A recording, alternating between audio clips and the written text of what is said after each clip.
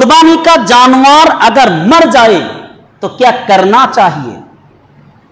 कुरबानिर जे पशु जेटा आछे ओरा क्राय करेছেন 1 मास आगे 2 मास आगे 3 मास आगे मारा गेल।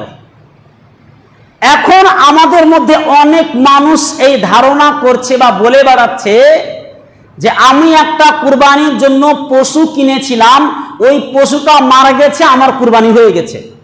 না না না না, আপনার কুরবানি হবে না, কুরবানি হবে না।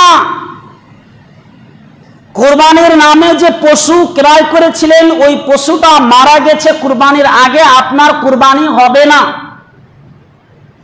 আপনি যদি ক্ষমতা রাখেন, সামর্থ্য থাকে, তাহলে আপনি একটা অন্য একটা পশু কিনতে পারেন।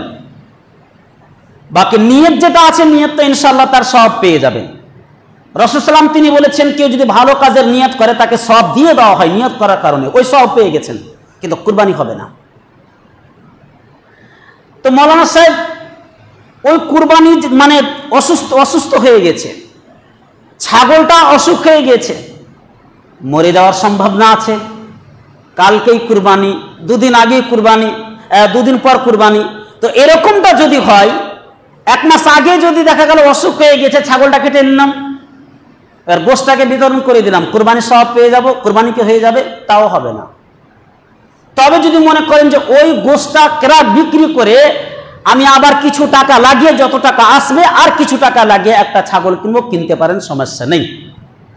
তবে কোনো ছাগল কুরবানির নিয়তে কিনেছেন, যদি মারা যায় তাহলে আপনি কুরবানির যে সবটা আছে ওটা পাবেন না, কুরবানি আপনার হবে না, এমনি নেকি পেয়ে যাবেন যেটা নিয়ত করা ছিল। কেন? রাসূল সাল্লাল্লাহু আলাইহি ওয়াসাল্লাম তিনি বলেছেন মান যাবাহা ক্বাবলা সালাতি ফা ইন্নামা যাবাহা লিনাফসি ওয়া মান যাবাহা বা'দা সালাতি ফাকাদ তাম্মা নুসুকাহু ওয়া আসাবা সুন্নাতুল মুসলিমিন। রাসূল সাল্লাল্লাহু আলাইহি ওয়াসাল্লাম তিনি বলছেন যেই ব্যক্তি কুরবানি নামাজের পূর্বে কেউ যদি ছাগল পশু জবাই করে তাহলে পারে ফাযাবাহা লিনাফসিহি, সে যেন তার নাফসের জন্য জবাই করলো, নিজে খাওয়ার জন্য জবাই করলো, মাংস খাওয়ার জন্য জবাই করলো। ওয়া মান যাবাহা বা'দা সালাত, আর কোন ব্যক্তি যদি নামাজের পরে যদি জবাই করে তাহলে ফাকাদ তাম্মা নুসুকাহু, সে যেন কুরবানিকে পূরণ করলো, কমপ্লিট করলো। ওয়া আসাবা সুন্নাতুল মুসলিমিন, এবং মুসলমানদের অন্তর্ভুক্ত সে হয়ে গেল। এই হচ্ছে হাদিস। এখান থেকে কি প্রমাণ করে? এখান থেকে একটাই জিনিস প্রমাণ হলো কি, যে কুরবানি নামাজের আগে কোন পশু যদি জবাই করে ফেলে তাহলে কুরবানি হবে না। একটা হাদিস এরকম আছে, ঈদের নামাজের পর আল্লাহ রাসূল সাল্লাল্লাহু আলাইহি সাল্লামের কাছে সেই ব্যক্তি এসে বলছেন যে নবী গো, নামাজের এই যে কিছুক্ষণ আগে আমি একটা জন্তু জবাই করে ফেলেছি, যেই ছাগলটা আমি নিয়েছিলাম কুরবানি নিয়েতে, কুরবানি করার জন্য, নামাজের আগে আমি জবাই করে দিয়েছি। তখন আল্লাহ রাসূল বলছেন তোমার বাড়িতে আর কোনো ছাগল আছে? বলছে একটা আছে, 6 বছরের ভেড়া, 6 মাসের ভেড়া, বলছে ওটা তুমি কুরবানি দিতে পারো। দেখেন আল্লাহ রাসূল বললেন না যে তুমি ভুল করেছো, অজান্তে তোমার ভুল হয়ে গেছে, ঠিক আছে আর কুরবানি দিতে হবে না, কিন্তু এখানে কি বললেন যে তোমার যদি আরো কোনো ছাগল থাকে তো দাও, তার মানে ওটা তোমার কুরবানি হয়নি, যদিও আপনি অনেকদিন ধরে পুষেছেন। তো নামাজের আগে কুরবানি নেই। কুরবানির যে আসল যেটা অর্থ সেটাকে বলা হয় নাহর, ইয়ামুন নাহর বলা হয়। আর নহর মানে হচ্ছে রক্ত খনন করা, আপনাকে রক্ত ঝরাতে হবে। তো এবার যদি আপনি মনে করেন যে না আমি আর কুরবানি দিলাম না, ছাগল মারা গেছে কিনেছিলাম দিলাম না, সেটা ভিন্ন কথা, গুনাহগার হবেন না, পাপীও হবেন না। কেন? এটা সুন্নাত, এটা ওয়াজিব নয়, ফরজ নয়। কুরবানিটা ওয়াজিব নয়, ফরজ নয়, তবে এটা সুন্নতে মুআক্কাদা। আল্লাহ রাসূল যে কাজটা তিনি ছাড়েননি, কন্টিনিউ করে গেছেন, এটা কি বলা হয়? সুন্নতে মুআক্কাদা। আলহামদুলিল্লাহ আলহামদুলিল্লাহ নাহমাদুহু ওয়া নাস্তাঈনুহু ওয়া নাস্তাগফিরুহু ওয়া নাউযু বিল্লাহি মিন শুরুরি আনফুসিনা ওয়া মিন সাইয়্যাতি আমালিনা।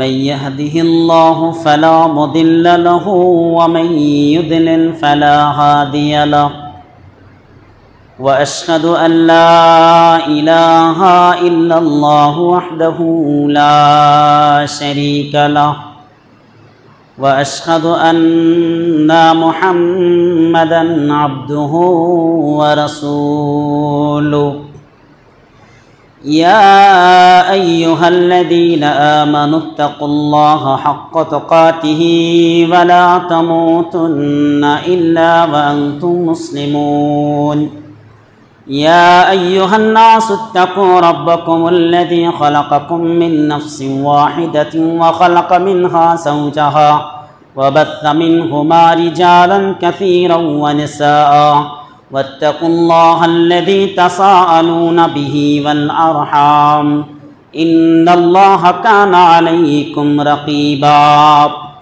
يا أيها الذين آمنوا اتقوا الله وقولوا قولا سديدا يصلح لكم أعمالكم ويغفر لكم ذنوبكم ومن يطع الله ورسوله فقد فاز فوزا عظيما মৃত্যু ব্যক্তির নামে কুরবানি দেওয়া যাবে কিনা?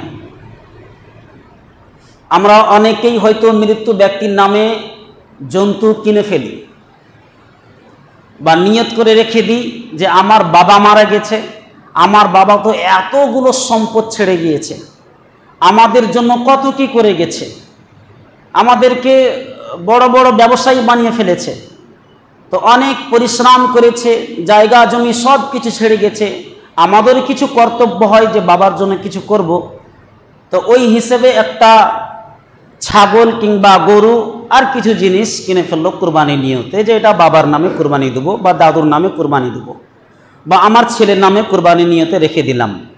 তো এই মৃত্যুর নামে কুরবানি দেওয়া যাবে কিনা? তো মৃত্যুর নামে কুরবানি দেওয়া যাবে না।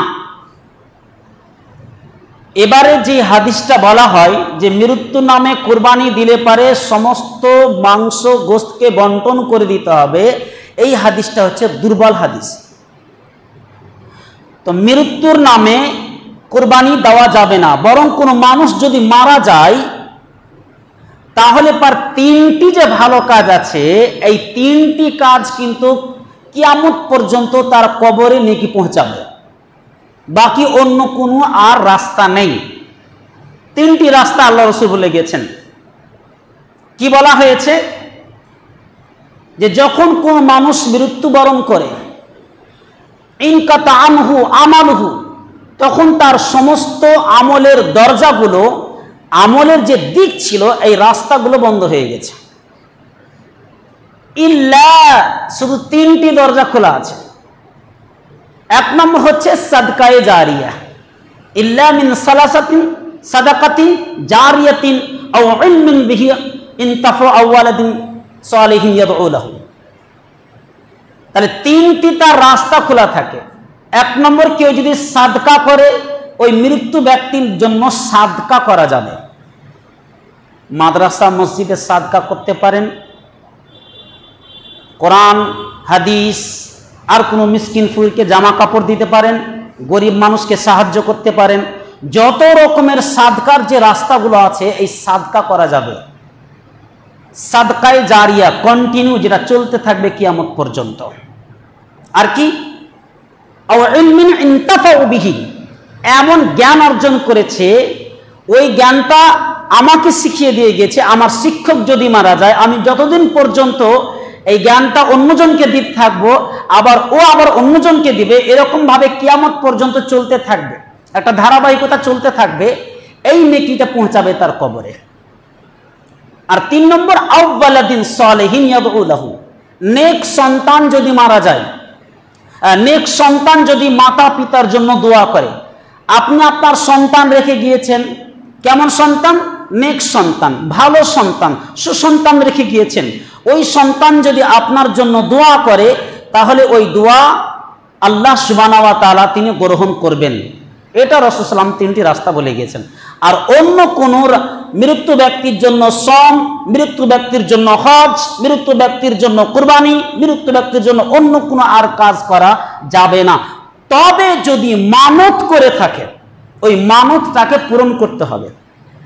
এখন আপনার আব্বু বেঁচে ছিল, যে আমি কুরবানি দেবো বেঁচে থাকলে পারে, দেখা গেল কুরবানির 1 মাস আগে মারা গেল, তখন ওইটা আপনি কুরবানি দিতে পারবেন, আর ওই গোশটা বন্টন করে দিতে হবে। কেন? মানত করেছিল এটা, তাহলে এটা করা যাবে। 2 নম্বর প্রশ্ন হলো,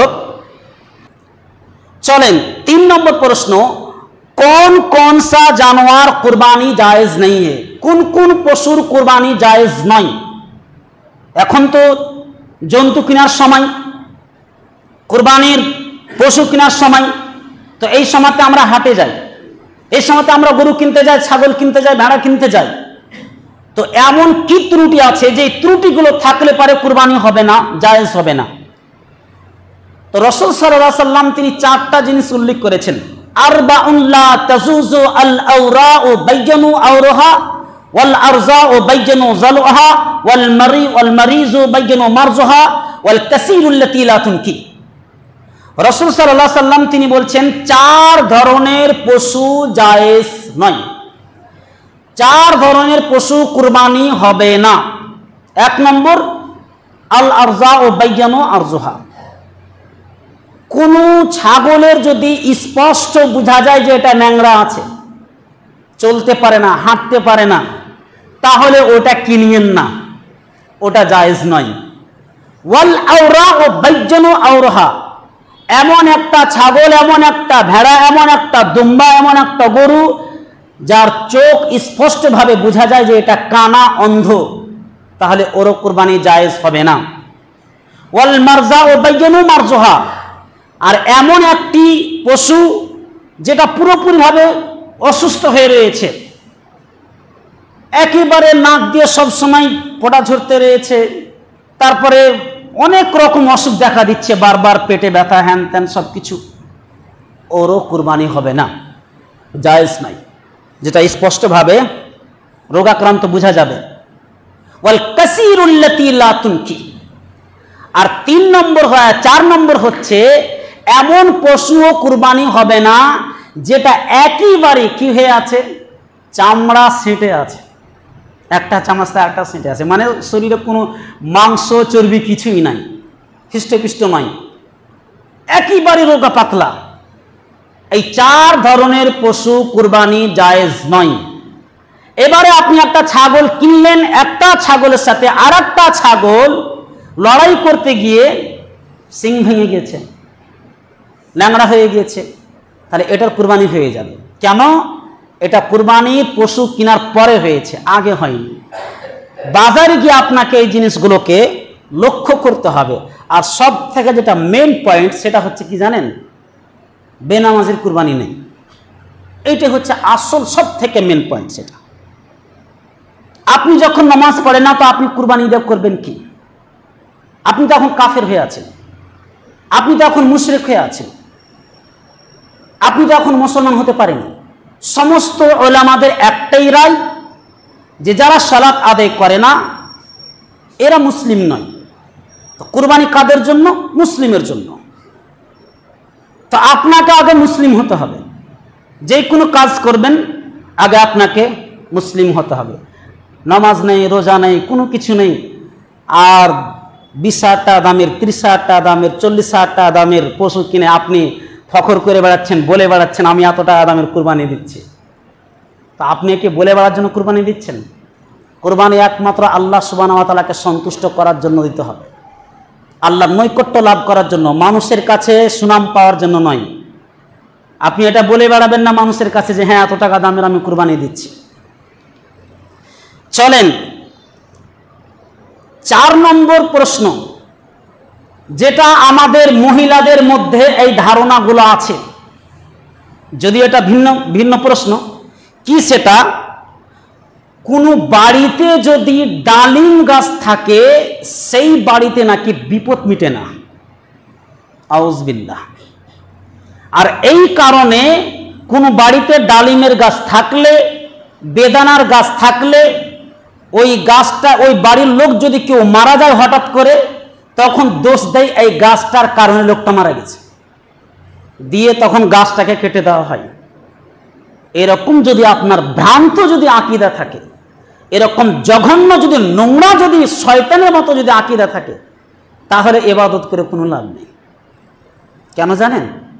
আল্লাহ সুবহানাহু ওয়া তাআলা সূরা আনাম বলেছেন, আল্লাযীনা আমানু ওয়া লাম ইয়ালবিসু ঈমানাহুম বিযুলমিন উলাইকা লাহুমুল আমনু ওয়া হুম মুহতাদুন। আল্লাহ সুবহানাহু ওয়া তাআলা তিনি বলছেন, আল্লাযীনা আমানু ওয়া লাম ইয়ালবিসু ঈমানাহুম, ওই সমস্ত ব্যক্তি যারা ঈমান নিয়ে এসেছে আর নিজের ঈমানটাকে জুলুমের সাথে মিশ্রিত করেনি, উলাইকা লাহুমুল আমনু ওয়া হুম মুহতাদুন, এরাই হচ্ছে আল্লাহর পক্ষ থেকে হেদায়েত প্রাপ্ত। এখন জুলুমের সাথে নিজের ঈমানটাকে মিশ্রিত করেনি, জুলুমের সাথে ঈমানটাকে মিলায়নি। মানে কি? এখানে জুলুম মানে হচ্ছে শিরক। জুলুম মানে কি? শিরক এখানে। আর এই আকীদা যখন আপনি রাখবেন যে ডালিমের গাছ বাড়িতে থাকার কারণে লোকটা মারা গেল, এটা হলো শিরক।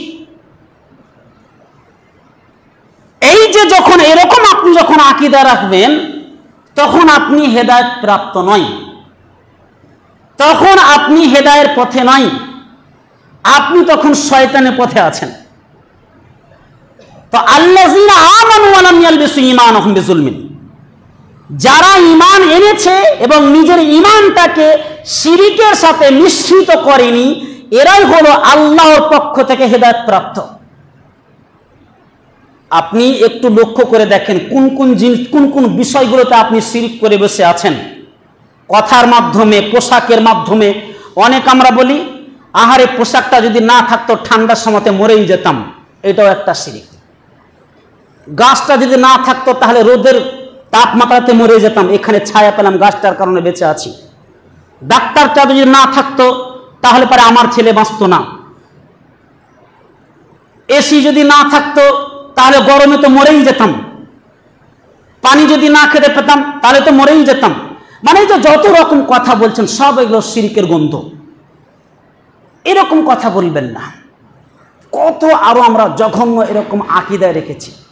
মানুষ মানুষের নাম করলে পারে যদি বাড়িতে পৌঁছে যায়, তুমি অনেক দিন বাঁচবে, তোমার নাম করছিলাম, এগুলো শিরকের গন্ধ পাওয়া যায়। রাত্রে কোনো গাছে হাত দিও না, অলক্ষণ, অলক্ষণ কুলক্ষণ, এই সমস্ত জিনিসগুলো কিছুই নাই। গাছে কোনোদিন অলক্ষণ থাকে না। গাছে এই আনার গাছটা, ডালিম গাছটা আল্লাহ তাআলা কতবার, কোন একাধিকবার বর্ণনা করেছে। একাধিকবার এটা বর্ণনা হয়েছে, রুম্মান শব্দ ব্যবহার হয়েছে কোরআনে। ফিহা ফাকিহাতুন ওয়া নাখলু ওয়ার রুম্মান, যেই ফলটা খেতে গেলে মানুষের শরীরে রক্ত আসে, সেই ফলে নাকি অলক্ষণ আছে। সেই গাছটা যদি বাড়িতে থাকে বিপদ মিটে না। আউযুবিল্লাহ। যাদের এরকম জঘন্য আকীদা হয়ে গেছে, অলরেডি গাছ কেটে ফেলেছেন, আল্লাহর কাছে তওবা করবেন, কান্নাকাটি করবেন, সারা দিন কান্না করতে হবে এটার জন্য যে আল্লাহ আর এরকম আকীদা রাখবো না। এগুলো কোথায় থেকে পেয়েছেন জানেন? সব হানাফিদের কাছ থেকে পেয়েছে, সব বেদাতীদের কাছ থেকে পেয়েছে এগুলো। আর একটা প্রশ্ন আমি বলেছি আগে যে ভিন্ন ভিন্ন প্রশ্ন আসতে পারে। पहले निकाह करे बाद में वालीमा करे तो कैसा है? আজকে বিয়ে হলো একজনের, একটা ছেলের একটা মেয়ের আজকে বিয়ে হলো। এখন মেয়ের বাপটা কি বলছে? আজকে বিয়ে পড়িয়ে রেখে দিলাম ইমাম সাহেবকে নিয়ে, 2 মাস পরে অনুষ্ঠান করব, 1.5 মাস পরে অনুষ্ঠান করব, ঈদের পরে অনুষ্ঠান করব। একেবারে এগুলো হচ্ছে সুন্নত বিরোধী কাজ। যখন আপনি ছেলেটা অর্থাৎ ইমাম সাহেবের কাছে ছেলেটাকে কবুল করানো হয়েছে, তখন থেকে আপনার মেয়ে তার জন্য হালাল। বিয়ে করে যখন নিয়ে চলে গেছে তাকে হালাল, এইভাবে আপনি আটকে রেখেছেন কেন? আপনি কি প্রমাণ করতে চান? বিয়ে কেন দিলেন তাহলে বলুন? আপনি যে বলছেন আজকে বিয়ে পড়ালাম 2 মাস পরে অনুষ্ঠান করো, কে বলেছে? কোথায় পেয়েছেন এটা? নিজে থেকে নতুন নতুন শরীয়ত রচনা করছে, নিজে থেকে নতুন নতুন শরীয়ত বানিয়ে ফেললাম। কত যে আমরা ইসলাম বিরোধী কাজ করছি, সুন্নাত বিরোধী কাজ করছি, আল্লাহ বলতে যদি শুরু করে শেষ হবে না। সব নিজের ইচ্ছা মতো চলছে। কোথায় থেকে শিখলাম? ওই যে ফিল্ম থেকে, সিরিয়াল থেকে, ইহুদিদের কাছ থেকে ধার করে করে আমরা ওই কাজগুলো আমল করছি। আজকে একটা ছেলের বিয়ে হয়েছে, তাকে ছেড়ে দেন, নিয়ে চলে যা তুই। একটা ছেলে কবুল করলো, মেয়েটাকে বিদায় দিয়ে দেন। ওর সাথে এই শয়তানটা আরো দুটা শয়তান মেয়েকে দিবে তার সাথে, যাও আবার কালকে আসবে, বরণতা হবে, বউ ভাত হবে, হান হবে, তেন হবে। যখন কবুল করে নিয়েছে, আরে এই সম্পত্তিকে দিয়ে দাও, এখন তো ওই ছেলেটার হয়ে গেছে। তো না, ওর একটা রাতে বাধা দিবে, তার সাথে যাবে তার বোন, তার দাদি, তার নানি, অন্য একটা মেয়ে যাবে। আউযুবিল্লাহ। এরকম কি ইসলামে আছে এগুলো নিয়ম? সব এগুলো বিদাতীদের ধার করা। তো অলিমা আপনার, হ্যাঁ, যখন আজকে বিয়ে হলো ছেলেটার, কবুল করলে এবারে ছেলেটার সাথে মেয়েটার বাসর ঘর হবে, তারপরে হবে অলিমা। কিন্তু আমরা উল্টা করছি, বাসর ঘর হলো না, অলিমা দিয়ে বসে থাকলাম। তার মানে আজকে নিয়ে আসলাম, বিয়ে করে নিয়ে আসলাম, কালকে হবে, খাওয়ান দাওয়ান হবে, অলিমের খানা হবে। কি না, তো কিছু হয়নি, এখন তাদের মধ্যে কিছু হয়নি। কেন হয়নি? দুটো শয়তানি মেয়ে এসেছে তার সাথে, ওই জন্য তাকে থাকতে দেয়নি তার ঘরে। আল্লাহু আকবার। এগুলো ইসলামের মধ্যে এত জঘন্য জিনিস ঢুকাতে পারে? সহজ জিনিসটাকে ছেড়ে দিয়ে কঠিনের মধ্যে আমরা পড়ে গেছি। একটা মুসলিম কি করে এই সমস্ত জঘন্য কাজ করতে পারে? তো বিয়ে আজকে দিয়েছেন, কালকে অলিমা হতে হবে, বাসর ঘর হবে, তারপরে অলিমা হবে। কেন আপনি 2 মাস পরে অলিমার খাবার করবেন? কেন অনুষ্ঠান নিয়ে যাবেন ওইভাবে? আপনি বাধা দেবেন কেন তাকে? এখন ওই ছেলেটা যদি কোন মেয়ের দিকে তাকায়, সম্পূর্ণ গুনার ভার আপনার উপর হবে। ওই ছেলেটা বিয়ে হওয়ার পরে তার স্ত্রীর সাথে তাকে মিশতে দিচ্ছ না। যদি ওই ছেলেটা জিনা করে, ব্যভিচার করে, কোন মেয়ের দিকে তাকায়, কোন জঘন্য ফিল্ম যদি দেখে, সমস্ত গুনার ভার নিবে ওই ছেলেটার বাপ আর মেয়েটার বাপ। এরা কন্ট্যাক্ট করেছে দুজনে। এই জঘন্য রীতিকে ছাড়েন, এগুলোকে পায়ের নিচে রেখে দেন, এগুলোকে দাবিয়ে রেখে দেন মাটিতে। চলেন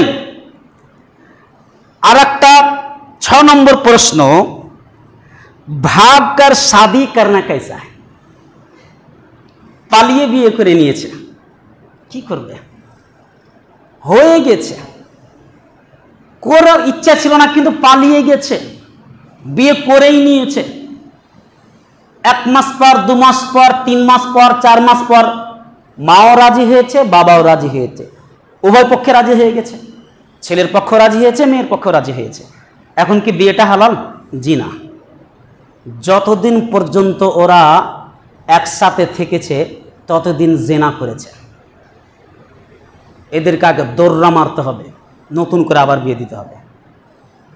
যেই ছেলে, যে মেয়ে, হয়তো মেয়েটাই বাড়ি থেকে বেরিয়ে গেল কোনো ছেলের সাথে, কিংবা একটা ছেলে হয়তো মেয়েটাকে নিয়ে চলে আসলো। কেন? ওই যে শিখেছে ইহুদিদের ভালোবাসা, প্রেম ভালোবাসা শিখেছে। একটা মুসলিম এগুলা কাজ করতে পারে?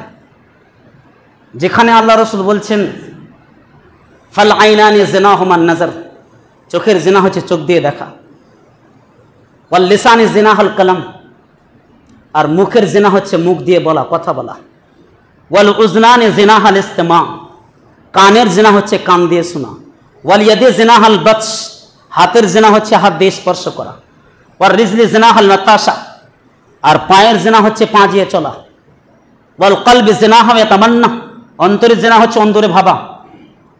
তো এই সমস্ত জিনিসগুলো সবই হচ্ছে জেনার স্তর, সবগুলো হচ্ছে জেনার রাস্তা। তো এত কিছু জানার পর একটা ছেলে মেয়ে স্কুলে কি করে জঘন্য কাজ করতে পারে? যারা বিয়ের আগে প্রেম ভালোবাসা করে, এদের স্বামীর সংসার হয়ে গেছে। কথা বুঝেছেন? এটাকে জেনা, এটাকে বলা হয় কি? জেনা। ভালোবাসা কখন হবে? বিয়ের পরে হবে। বিয়ের আগে যে জিনিসটা করে, এটাকে স্বামী স্ত্রী মনে করতে হবে, যেটা স্বামী স্ত্রী একসাথে পার্কে যাবে, একসাথে স্কুলে যাবে, গল্প করতে করতে যাবে, এগুলো সব হলো কি? স্বামী স্ত্রী দুজনে। এটা কোনোদিন হতে পারে না।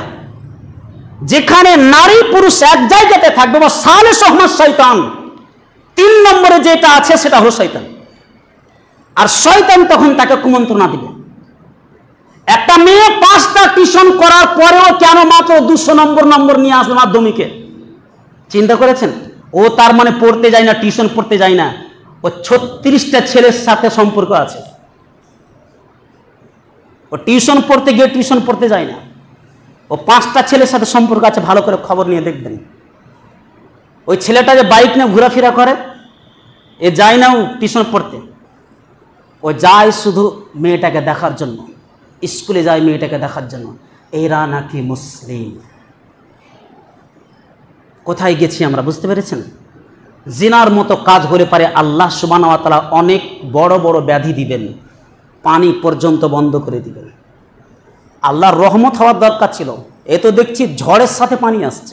এগুলো গজব, এগুলো ক্ষয়ক্ষতি হবে কেন? বাড়িঘরে ক্ষয়ক্ষতি হবে কেন? গাছপালা ক্ষয়ক্ষতি হবে কেন? কতগুলো আম পড়ে গেল, লিচি পড়ে গেল। এগুলো বান্দার যাদের আম হয়তো আমের বাগান কিনে নিয়েছে তাদের জন্য ক্ষয়ক্ষতি নয় এটা? অবশ্যই এটা আযাব। এটা পানি নয়। আপনি বলতে পারেন না যে এটা রহমতের পানি, এটা আযাব। এটা পানির আকারে আযাব এসেছে। কিসের কারণে? জিনার মাত্রা বেড়েছে, পাপের মাত্রা বেড়েছে। তো বিয়ে করে যে ছেলেটা একটা মেয়েকে পালিয়ে নিয়ে বিয়ে করবে, কিংবা মেয়েটা কোনো ছেলের সাথে চলে যাবে, যতদিন পর্যন্ত এরা সম্পর্ক রাখবে ততদিন পর্যন্ত জিনার অবস্থায় থাকবে। আচ্ছা, তখন কাকু বলল কি, আরে তোরা বিয়ে করে নে, আমি আছি, আমি বিয়ে পড়িয়ে দিলাম। কোর্টে গিয়ে বিয়ে পড়িয়ে দিল, 2টো সন্তান হয়ে গেছে। ওই সন্তান জারজ সন্তান হয়েছে, জারজ সন্তান হয়েছে ওই 2টো। কেন জানেন? লা নিকাহা ইল্লা বিওয়ালি। আল্লাহ রাসূল বলছেন গার্জেন ছাড়া বিয়ে হয় না, বিনা অলিতে বিয়ে হবে না। ফানিকাহুহা বাতিলুন, ফানিকাহুহা বাতিলুন, ফানিকাহুহা বাতিলুন। আল্লাহ রাসূল 3বার বলেছেন, গুরুত্বর সাথে বলেছেন, এই নিকাহ বাতিল, এই বিয়ে বাতিল, এই বিয়ে বাতিল। যেই বিয়েতে বাপ সহমত দেয়নি, যেই বিয়েতে মা অনুমতি দেয়নি, দুজনকে ভালোবাসে নিয়ে চলে গেছে, কোর্টে বিয়ে করে নিয়ে চলে এসেছে, যতদিন পর্যন্ত থাকবে হালাল নয়, এটা হারাম, এই বিয়ে হারাম। আর একটা কি জানেন? লা নিকাহা ইল্লা বিশাহাদাতাইন। 2টি সাক্ষী ছাড়া বিয়ে হয় না, সাক্ষীও হতে হবে। বিয়ের শর্ত এইগুলো। কি করে একটা ছেলে, মুসলিম ছেলেটা কাজ করতে পারে? যাদের দ্বারা দিয়ে ভুল হয়েছে, বাপের পা হাত ধরতে হবে, মায়ের পাটাকে ধরতে হবে, সমাজের কাছে অনুতপ্ত হতে হবে। আমরা ভুল করেছি, শয়তানের পথে পড়ে। আমরা 14 বছরের মেয়ে, আমরা শরীয়ত বুঝতে পারিনি। 16 বছরের মেয়ে শরীয়ত বুঝতে পারিনি। 20 বছরের মেয়ে শরীয়ত বুঝতে পারিনি, কোনটা ভালো কোনটা মন্দ। আমরা নিজের আবেগের সাথে এই কাজটা করেছি। ওই জন্য আপনি আমাদেরকে ক্ষমা করে দেন, নতুন করে আবার বিয়ে দেন। যদিও 5টা ছেলে বাপ হয়ে গেছে, এই ভাই বলতে হবে কথাটা। 30 বছর 40 বছর ছেলের বয়স হয়ে গেছে, 5টা সন্তান আছে, এখন যেতে হবে। পালিয়ে বিয়ে করেছিল, আজকে জেনেছে যে হ্যাঁ মোল্লা মতিউর রহমান এরকম খুতবা দিয়েছে যে বলবে যে আমাদের বিয়েটা পড়িয়ে দেন, নতুন করে বিয়ে পড়াতে হবে। যদি না পড়াই একেবারে হারাম চলবে, যতদিন পর্যন্ত এদের সন্তান হবে সব জারজ সন্তান হবে। বুঝেছেন? চলেন শেষে যে কথাটা বলছি সেটা হলো বেদাতি के साथ ताल्लुक रखना। বেদাতি কে? পৃথিবীতে 2টি পাপ আছে, এই 2টি হচ্ছে মহাপাপ। এর থেকে বড় পাপ আর পৃথিবীতে নেই। একটা হলো শিরক। শিরক করলে আল্লাহকে অপমান করা হয়। শিরক করলে কি করা হয়? আল্লাহকে অপমান করা হয়। শিরক করলে আল্লাহকে খাটো করা হয়। শিরক করলে আল্লাহকে কমজোর মনে করা হয়। আর বিদআত করলে নবীকে অপমান করা হয়। শিরক করলে আল্লাহকে অপমান করা হবে, আর বিদআত করলে নবীকে অপমান করা হবে। আচ্ছা, বিদআত মানে কি? বিদআত এমন একটা নতুন জিনিস চালু করা যেটা শরীয়তে এর কোনো নজির নেই, যেটা শরীয়তের কোনো প্রমাণ নেই। নিজে থেকে নেকির উদ্দেশ্যে কোনো কাজ করা, এটা হলো বিদআত। চলেন, ফরজ নামাজ পড়ে যেই ব্যক্তি দোয়া করে এটাকে বলা হয় বিদআত করা। কেন? আল্লাহ রসুল থেকে এর প্রমাণ নেই। কোনো মায়ের বেটা দেখাতে পারবে না যে আল্লাহ রসুল ফরজ নামাজ পড়ে কোনোদিন সাহাবায়ে কেরামদের নিয়ে সম্মিলিত দোয়া করেছেন? নেই। চলেন, বাড়িতে এতেকাফ করা, মসজিদ ছেড়ে বাড়িতে যদি কেউ এতেকাফ করে, এটাও হলো বিদআত। আবেগের সাথে এই কাজ করা হয়। যত রকম এরকম কার্যকলাপ আছে সব হচ্ছে বিদআত। আচ্ছা, বিদআত কত ভয়ঙ্কর, এদের শাস্তি কি হবে?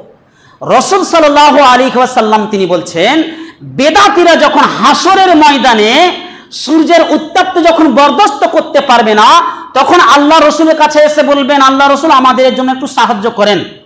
তখন সাহায্য করতে যাবে, তখন আল্লাহ তাআলা বলবেন, জানেন নবী, এরা ওই সমস্ত হতভাগা উম্মত আপনার মরার পরে আপনার শরীয়তের উপরে নতুন নতুন জিনিস আবিষ্কার করেছিল। তখন আল্লাহ রসুল বলবেন, সুহকান সুহকান লিমান গায়্যার বাদি, দূর হয়ে যা আমার কাছ থেকে হতভাগা। আমি মরে যাওয়ার পরে কে তোমাকে অনুমতি দিয়েছে নতুন করে শরীয়ত রচনা করা? আল্লাহ রসুল যে শরীয়তটা দিয়ে গেছে, এটা থেকে আমরা সন্তুষ্ট হতে পারছি না যে নতুন করে শরীয়ত বানিয়ে ফেললাম। রাসূল সাল্লাল্লাহু আলাইহি ওয়াসাল্লামকে বিদায় হজে আল্লাহ তাআলা জানিয়ে দিয়েছেন, আল ইয়াউমা আকমালতু লাকুম দীনাকুম ওয়া আতমামতু আলাইকুম নি'মাতি ওয়া রাদিতু লাকুমুল ইসলাম দীনা। আজকে দিনকে কমপ্লিট করলাম। আল্লাহ সুবহানাহু ওয়া তাআলা তিনি বলেছেন যে দিনটা আজকে কমপ্লিট হলো। এটা বিদায় হজের সময় আল্লাহ তাআলা বললেন, আমি তোমাদের ধর্মতে আমি সন্তুষ্ট হয়ে গেছি, তোমাদের দিনে কমপ্লিট করে দিয়েছেন আল্লাহ তাআলা ইসলামকে। ওই ইসলামের ভিতরে নতুন কোন জিনিস আবিষ্কার করা মানে হচ্ছে নতুন বেদাত চালু করা। কোন বাড়িতে নতুন একটা বাড়ি তৈরি হলো, সেখানে গিয়ে কোরআন তেলাওয়াত করা, এইগুলো হচ্ছে বেদাত জিনিস। মৃত্যুর বাড়িতে কোরআন তেলাওয়াত করা, এটা হলো বেদাত কাজ করা। যে কোনো আপনি ইবাদতের ক্ষেত্রে কোনো কাজ করবেন, এটাকে বলা হয় বিদআত করা। ইতিকাফ 3 দিন করবেন, এটাও বিদআত করা। যেটা রাসূল সাল্লাল্লাহু আলাইহি ওয়াসাল্লাম করেনি, সেই কাজ করতে গেলে এটাকে বলা হয় বাড়তি। বেদাতের ভয়াবহ শাস্তি রয়েছে। বেদাত সম্পর্কে একটি হাদিসে তো বলা হয়েছে যে যারা বেদাত করে, এদের নফল, এদের ফরজ, এদের সম, এদের হজ, এদের যাকাত কোনো কিছু আল্লাহর দরবারে কবুল হবে না। বেদাতীদের সাথে উঠা বসাও করা যাবে না। বেদাতীদেরকে সালাম পর্যন্ত দেওয়া যাবে না। বেদাত ও জানে না যে আমি বেদাত করি। আবার ওদের কাছে যুক্তি আছে। কি যুক্তি আছে? আপনি বেদাত বলছেন, তো বেদাত তো 2 প্রকার, বেদাতে হাসানা, বেদাতে সাইয়্যা।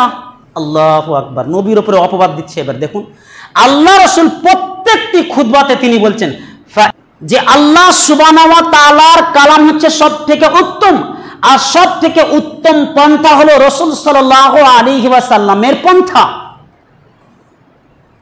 আর কি? প্রত্যেকটা গুমরাহ হচ্ছে বিদআত, আর প্রত্যেকটা নতুন কাজ হলো গুমরাহি, আর প্রত্যেকটা গুমরাহ হচ্ছে জাহান্নাম।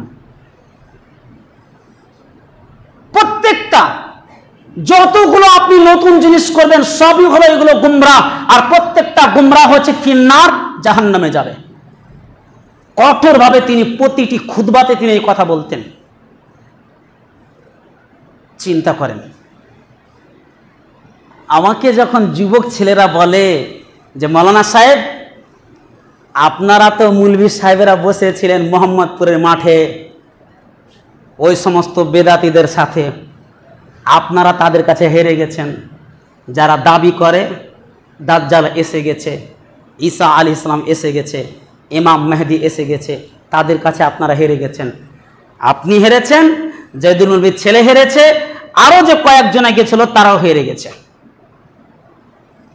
অপবাদ কত বড় দেখেছেন? শর্ত 1 নম্বর দিয়েছে, যতক্ষণ পর্যন্ত আমরা কথা বলবো কেউ আপনারা কথা বলবেন না। কথা বললে মজলিস ভেঙে যাবে। কথা বলার সুযোগ কোথায় পেলাম?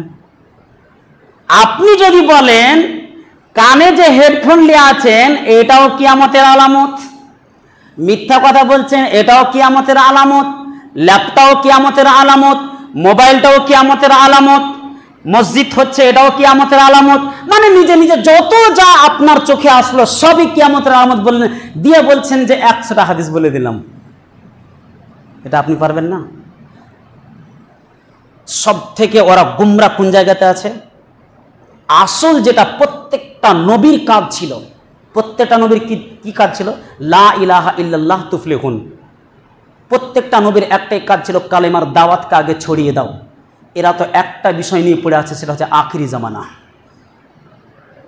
আখিরি জামানা তো পরের বিষয়, এটা এদেরকে আগে ওই বিষয়গুলো জানতে হবে। আচ্ছা, তাদের মধ্যে আমাদের মধ্যে পার্থক্য করবে কেন? আমরা তো মুসলিম। আমাদের মধ্যে কোনো ভুল ত্রুটি হলে দুজন দুজনকে আমাদেরকে ঠিক করে নিতে হবে। তুমিও আলাদা দাবি করছো, আমিও দাবি করছি, তাহলে এরকম মতভেদ হবে কেন? এদেরকে নিয়ন্ত্রণ করে ফেলেছে ইহুদিরা। কোনো জায়গাতে একটা হাদিস প্রমাণ করে দেখিয়ে দাও, এরা শুধু লজিক ব্যবহার করতে জানে। আর লজিক সম্পর্কে রাসূল সাল্লাল্লাহু আলাইহি সাল্লাম তিনি বলেছেন, লাউ কানা দীনু বিররাই লাকানা আসফাল খুফফি আওলা বিল মাস, লাকানা আসফা বিল মাস। রাসূল সাল্লাল্লাহু আলাইহি ওয়াসাল্লাম তিনি বলছেন, দ্বীনের ক্ষেত্রে লাউ কানা দীনু বিররাই, এই ধর্মটা যদি মানুষের রায়ের ওপরে যদি চলতো, লাকানা আসফাল খুফফি আওলা বিল মাস, তাহলে প্রত্যেকটা নামাজের সময় যে আমরা মুজার উপরে মাসা করি, এই ওপর অংশটা বাদ দিয়ে নিচে অংশটাতে মাসা করলে বেশি ভালো হতো। হযরত আলী রাদিয়াল্লাহু তাআলা তিনি বলছেন, ওয়াকাদ রাআইতু রাসূলুল্লাহ সাল্লাল্লাহু আলাইহি ওয়াসাল্লাম ইয়ামসাহু আলাল খুফফি, কিন্তু আল্লাহ রাসূল সাল্লামকে দেখেছি তিনি মোজার ওপর হিস্সাটাতে অংশটাতে মাসা করতেন। কি বুঝতে পারলেন? লজিক আপনার চললো এখানে। আমরা তো জানি যে পায়ের ওপরটাতে নোংরা লাগে না, মোজা যখন পড়ে থাকি তখন নিচেটা যখন নোংরা হয়ে যায়, কালো হয়ে যায়, ধুলোবালি লেগে যায়। তো হাদিসের বিপরীত যদি চলি, তাহলে নিচেটাতে মাসা করা দরকার ছিল, কিন্তু আল্লাহ রাসূল বলছে না, ওপরটাতে মাসা করতে হবে। তো ওইরকম এরা লজিক ব্যবহার করে বসে আছে। একটা শাকিল বিন হানিফকে বানিয়ে বসে থাকলো ইমাম মেহেদী ঈসা আলাইহিস সালাম। আউযুবিল্লাহ, কি করে হতে পারে? একটা নবী দরজা দিয়ে বসে থাকলো একটা সাধারণ মানুষকে, আর ওরাই নাকি আবার সঠিক পথে আছে, আমরা ভুল পথে আছি। দুদিন তিন দিন কলেজে পড়ে, স্কুলে পড়ে, নিজে নিজে বই মোতলা করে, একটা আরবি শব্দ ভালোভাবে বুঝে না, বাংলা পড়ে পড়ে, ইংরেজি পড়ে পড়ে আলেম ওলামা থেকে বড় হয়ে গেল। আর 20 বছর 30 বছর ধরে একটা আলেম গবেষণা করে আসছে, কোরআন সবকিছু বুঝে, সে ভুল তাদের কাছে। আপনি বাংলা পড়ে পড়ে আপনি সবচেয়ে বড় হয়ে গেছেন। একটা ডাক্তার যদি মনে করে ইউটিউব দেখে দেখে একটা ডাক্তার শিখেছে, আর একটা ডাক্তার MBBS পড়াশোনা করে ডাক্তার শিখেছে, কার কাছে যাবেন আপনি? আপনি তো ইউটিউবে ডাক্তার কাছে ছুটবেন। একটা যদি কোন রকম ভালো মেডিসিন দিয়েছে, কাজ করেছে, ওর কাছে ছুটতে শুরু করলো। আউযুবিল্লাহ, এরকম ভাবে ধ্বংস করার চেষ্টা করছে সমাজ। এরা হলো বেদাতি, এরা কিছু বুঝে না। এরা নবীকে সব থেকে জঘন্য মনে করেছে, নবীর ওপরে অপবাদ দেওয়ার চেষ্টা করেছে। নবীর ওপরে যদি অপবাদ না দিত, তাহলে বাড়িতে ইতিকাফ করবে কেন? আবেগ কেন খাটানোর চেষ্টা করবে? এখানে কোরআনে স্পষ্ট লেখা হয়েছে যে ওয়াকিফুল ফিল মাসাজিদ, মসজিদে তোমরা ইতিকাফ করো। মসজিদকে বাদ দিয়ে যখন আমি বাড়িতে আর কোনো জায়গাতে যখন করব, আমার হতে পারে সমাজের সাথে আমার শত্রুতা হতে পারে, তাই বলে কি আমি আবেগ খাটে আমি বাড়িতে করব এটা রাগের কারণে? কখনোই হতে পারে না। প্রত্যেকটা মানুষ যদি বোঝার চেষ্টা করে ইসলাম কি বলছে, আরে নিজের ধর্ম পালন করছে সব, যে যেরকম ভাবে চাইছে। আল্লাহ সুবহানাহু ওয়া তাআলা আমাদের সকলকে ভালো জিনিসটা বোঝার তৌফিক দান করেন। রব্বুল আলামিন, আমরা যতদিন পর্যন্ত দুনিয়াতে বেঁচে থাকবো, আল্লাহ কোরআন হাদিসকে যেন ফলো করে চলতে পারে তুমি আমাদের তৌফিক দান করো। আউযু বিল্লাহি মিনাশ শাইতানির রাজিম। বিসমিল্লাহির রহমানির রহিম। ইয়া আইয়ুহাল